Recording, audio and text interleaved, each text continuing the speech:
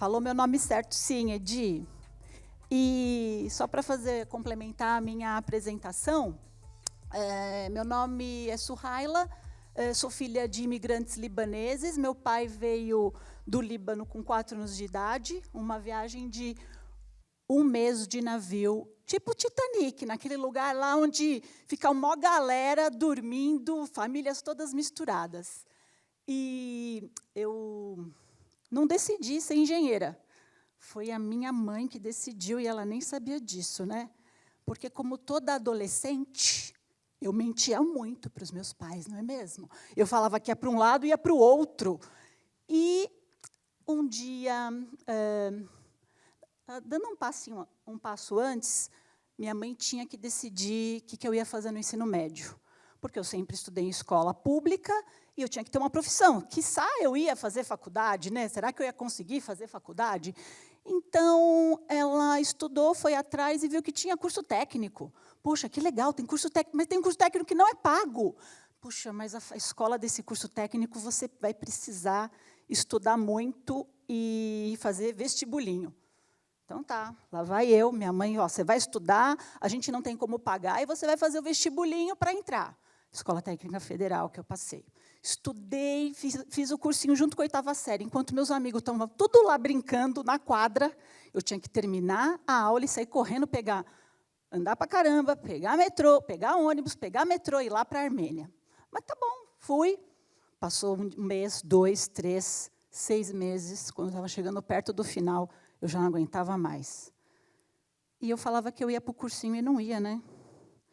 E um dia meu pai foi me buscar lá na Armênia. Chegou lá, eu vim buscar, sabe minha filha, eu sempre venho buscar ela, tal, sei. Então, a sua filha faz 1 semana que não aparece aqui.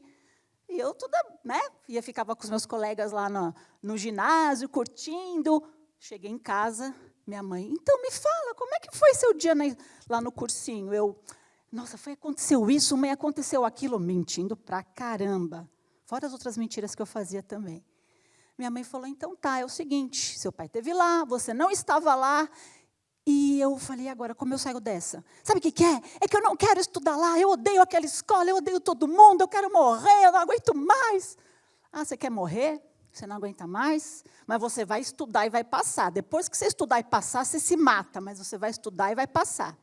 Eu não sabia, né, gente? Mas essa pegada da minha mãe determinou o resto da minha vida. Pois eu tive que estudar, passar na Federal, aí fiquei lá alguns anos fazendo curso técnico de edificações, e sem querer, assim, para que eu vou fazer agora? Vou fazer engenharia, porque eu não gostava de desenhar. E fui para a engenharia. Então, minha carreira meio que foi caminhando. Eu não cheguei e falei, nossa, que vontade de ser engenheira com 14 anos. Eu decidi ser engenheira com 14, não, com 13, porque quando eu entrei no ensino médio.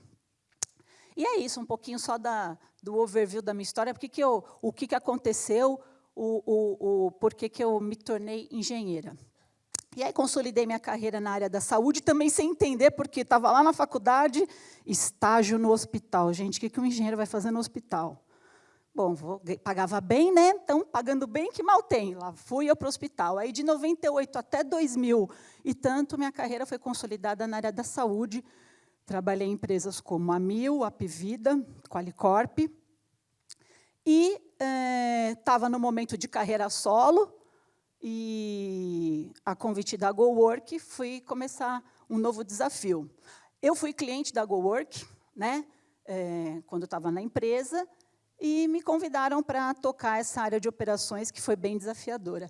E é isso aqui que eu vou falar, sobre o desafio de tocar uma área de operações. São aproximadamente 10 mil estações de trabalho, são 8.600 clientes. Hoje, a apresentação está com um pouco menos, porque, quando eu fiz, não estava tudo isso, já aumentou. O mercado está bem aquecido, ainda bem. E, quando a Edjane me convidou, ela falou, poxa, vamos pensar em algum desafio, né, recente, que você tenha passado. E aí eu pensei, eu já tinha entendido que esse era o desafio da empresa que eu estou hoje. Mas como é que eu coloco ele no papel? Como é que eu traduzo? Aí está linkado um pouquinho com o que a minha antecessora muito bem falou aqui, sobre ser camaleão, mas não nós, camaleão. mas aí eu vou apresentar aqui para vocês, aí vocês vão avaliar. Então, assim, ó, o meu desafio, né? Gerir uma empresa, gerir uma operação com 1.500 empresas dentro, não é uma gestão, é convivência entre culturas. Pois é, esse foi o meu maior desafio. Gente, será que eu vou conseguir? Peraí, foi, não sei qual é o botão, aqui, foi. Então, vamos lá. Hoje, a gente está falando de 12 unidades operacionais, mais de 7.000 clientes e 1.500 empresas. Cada uma dessas 1.500 empresas não é apenas um contrato, é um universo próprio com regras e expectativas únicas, que eu aprendi nesse último ano na raça, com o apoio da minha equipe, lógico. Ops. Não tá. Ué. Ah, foi mal. Bom, lá, a ilusão da padronização. O maior erro que eu cometi, e que quase toda grande operação comete, foi tentar tratar todo mundo de maneira igual. Poxa, mas a gente tem processo, o processo não serve para isso? Para a gente definir e seguir aquele caminho igual para todas as demandas? Sim e não. Opa, gente, tá.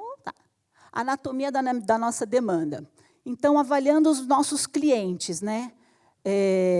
A gente conseguiu entender que são 4 perfis de clientes. Eu tenho o meu cliente velocista, aquele que quer velocidade acima de tudo, o tempo é a única métrica que importa. Eu tenho o cliente com essa personalidade, com esse perfil de comportamento. O auditor, que é processo, exige comprovação, rastreabilidade e rigor. O parceiro, puxa, esse a gente tem bastante, valoriza o relacionamento e precisam de atenção, escuta e proximidade.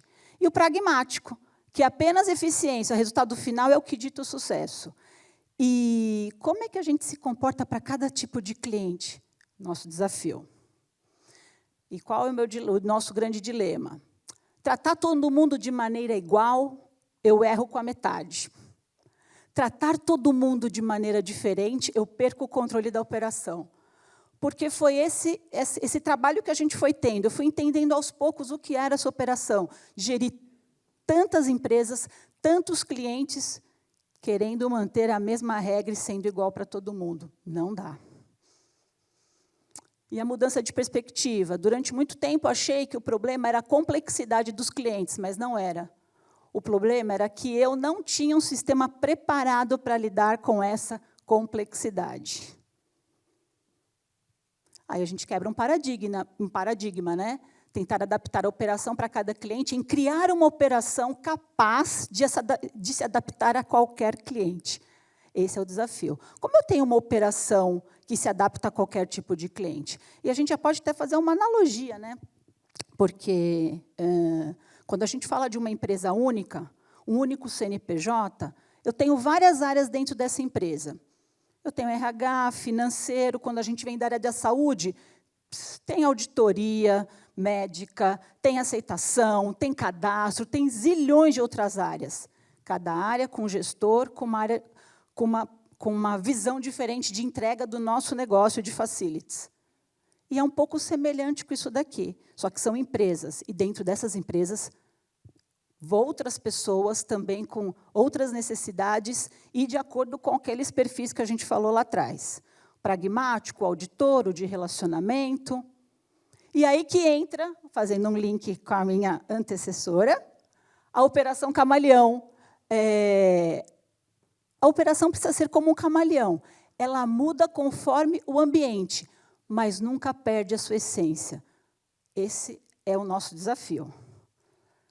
Arquitetura, lá no miolo, lá no centro, é assim, a essência. Os processos são unificados, os LAs são imutáveis, o padrão de qualidade é rígido. Em volta está o meu ambiente. A minha linguagem tem que ser adaptada, a percepção do meu cliente e a abordagem personalizada. O processo é o mesmo, mas a forma de entregar é diferente. Quem é da época da tecla SAP, né? Sabe como é que é? Quando a gente aperta a tecla SAP, que eu não estou entendendo o que você está falando, é bem isso. Aí uma tradução operacional. É a mesma regra, mas eu tenho uma linguagem diferente. É o mesmo SLA, mas a percepção é diferente também. E o mesmo padrão, com uma abordagem diferente. O novo papel do time. O meu time deixa de ser um executor, que é o que você também comentou, e segue processo cegamente, que foca apenas na conclusão e aplica regras de forma rígida. E passa a ser um intérprete, um tradutor. Entende o contexto do cliente, foca na percepção e na comunicação, traduz o processo para a realidade da ponta. Empático. Isso tudo está amarrando com uma empatia. E o ciclo de escalabilidade. O sistema se adapta, a Operação Camaleão ajusta a casca, o time interpreta e o cliente sente. A gente está num processo de aprendizado, não está 100% assim. Né? Eu estou falando para vocês todo o esforço. Não está 100% assim, porque meu time são feito de pessoas, e as pessoas estão em treinamento. E eu também. O tempo todo a gente está treinando e se adaptando, porque, acredite, sempre aparece um cliente para falar, cara, eu não tinha pensado nisso antes, vamos avaliar o que esse cliente está solicitando? E o resultado? Quando a operação se torna um camaleão, ela deixa de ser pesada e passa a ser infinitamente escalável e mais leve também. É isso que eu quero, porque é muito ruim a gente estar em casa de final de semana e toca o telefone com um monte de problema. A gente quer se organizar, a gente quer que o cliente nos entenda, a gente precisa entender o cliente e ser escalável, ser dinâmico, ser preventivo, essa é a nossa missão. E, no final do dia, fazendo uma avaliação, eu não gerencio as 1000... quando está na primeira pessoa, mas não sou eu, não, é meu time. E não tem nada a ver comigo, tem a ver com o meu time, que parte dele está aqui, inclusive. No final do dia, meu time não gerencia 1.500 empresas. Ele gerencia um sistema capaz de atender qualquer uma delas. E, basicamente, mesma regra, mesmo processo, mesmo SLA, mas a gente empacota de maneira diferente para esse cliente. Tem uma fórmula? Não, não tem. Depende do cliente, depende da pessoa, depende do interlocutor, mas o meu time precisa entender que é assim que funciona, que é isso que a gente precisa se adaptar. Porque daí ele consegue, não, espera aí, eu tenho um cliente aqui que ele precisa de relacionamento. E a gente tem clientes assim, que você precisa ligar toda semana para o cliente, saber como é que ele está, como é que foi o final de semana dele. E tem cliente que não quer saber, ele quer a procuração assinada. Estou dando um exemplo esdrúxulo. Ele quer um documento pronto, ele quer saber se atrás lá da porta vai estar a sua visita lá da auxiliar de limpeza, que passou lá 6 vezes ao dia, 4 vezes ao dia. Ele quer abrir... Ah, não, ela passou aqui, está marcado. Eu estou vendo. Esse é um desafio que eu estou passando por esse último ano. É um desafio que é interminável, que não vai finalizar. E eu espero, enfim, que vocês tenham sentido um pouquinho, né? Eu acho que é muita coisa para a gente falar em 20 minutos. Se deixar também, eu converso um monte disso, que eu tenho outras coisas para dizer, converso um monte, que é um tema que eu gosto bastante, e eu converso muito com o meu time, e criando as regras, os procedimentos, para que meu cliente, que às vezes é até um adolescente também, viu, gente? Meu cliente precisa de regra, porque cliente é adolescente, viu? Precisa de regra. É isso, né? Então, eu acho que termina aqui. Eu não fiz uma coisa bonitinha, assim, com meus LinkedIn e tudo mais, que eu sou tipo 0 à esquerda, gente. É uma vergonha minha rede social. Desculpem, Edjane, não deu nem para... Foi mal. Obrigada.